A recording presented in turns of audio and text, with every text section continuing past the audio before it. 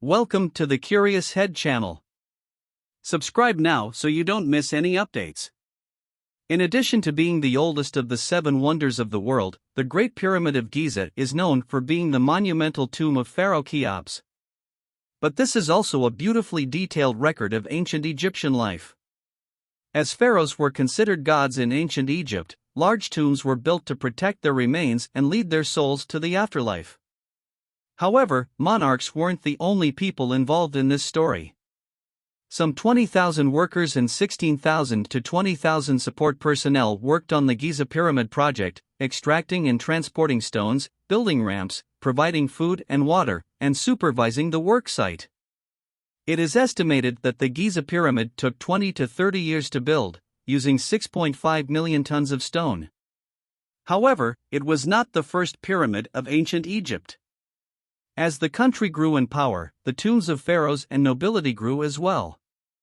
This is how the first ambitions to create a pyramid design with smooth sides arose. There were centuries of technical improvement, which contributed to a huge leap in engineering at the time. Pharaoh Cheops, who insisted that the workers create new pyramid projects, was in fact only satisfied with the appearance of the Red Pyramid, so-called because of its light red color, the third largest pyramid in Egypt. Historical records point to evidence that slaves did not, in fact, build the greatest pyramids in Egypt. In reality, most builders were paid. Workers included farmers looking for off-season work and others looking for steady wages. Many of them were even buried at the base of the pyramids with pots containing beer and bread to prepare them for the afterlife, an unlikely honor for slaves. There is no historical record that slaves were participating in the construction of the pyramids. However, there are a number of documents recording the collection of labor taxes in Egypt at that time. What Egyptologists can't say for sure, however, is why so many people traveled to the Giza region to work on these projects. Among the main hypotheses are an extreme loyalty to the pharaoh in question or the simple desire to be part of a great immortal project.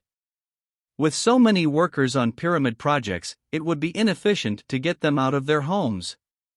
For this reason, a community of more than 150,000 square meters was built to the southwest of the project to house the workers during their 3-month shift, to feed them and meet their needs.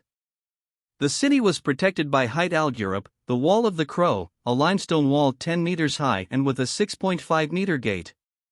The project basically functioned as a university town, where workers could rest while participating in the works. As in any university city, most residents in the pyramid cities were transitory. They would take their time and then move on. However, some workers chose to take a full shift and became permanent employees. Not only did they live in the city, they established homes of their own and raised families within the Ravenwall.